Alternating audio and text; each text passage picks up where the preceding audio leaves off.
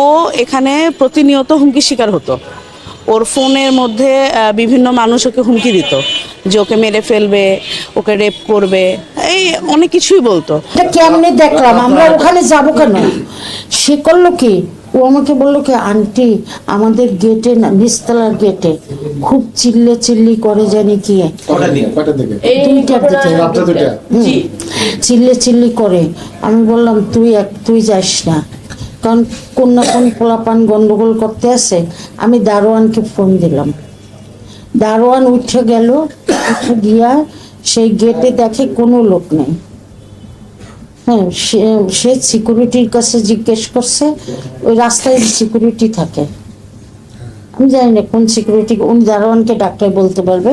সিকিউরিটিকে জিজ্ঞেস করছে, সিকিউরিটি বলে কি যে আপনাদের হোস্টেলের একটা মেয়ে অসুস্থ, তো সেজন্য তার আত্মীয় আসছে ডাকাডাকি করে চলে গেছে। তারপর আমি ওকে বললাম যে তাহলে উপরে কে অসুস্থ? কারণটি সবাইই তো ভালো দেখলাম 11টার সময়, কে অসুস্থ তো জানি না। পরে আমি বললাম তবু মা তুই একটু যা, আমি এখানে বসি।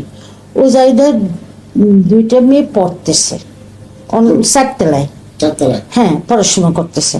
আর উপরে যত গেছে সবাই ঘুমাচ্ছে, সব রুমে ঘুমাচ্ছে, ওর রুমটায় শুধু লাইট জ্বলে।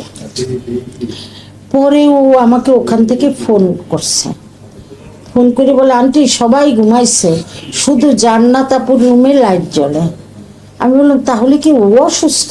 ঠিক আছে তুই নিচে আয়, আমি ওকে ফোন করি। তা আমি লাগানো ছিল তখন দরজা? হ্যাঁ হ্যাঁ হ্যাঁ, দরজা লাগানো ছিল, দরজা লাগানো ছিল। এটা আমার নাম্বার, আমার মোবাইল না আপনি ভালো করে বলেন। দরজা লাগানো ছিল ভিতর থেকে?